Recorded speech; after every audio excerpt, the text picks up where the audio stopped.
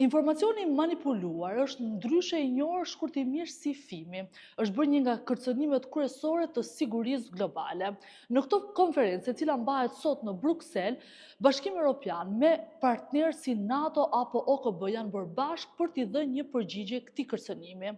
Ata kanë marrë masa konkrete, siç është ngritja e një task force e cila do të analizojë problematikën që ngre ky shqetësim dhe mbi të gjitha do të ketë një strategji të qartë se si do të luftohet ky fenomen.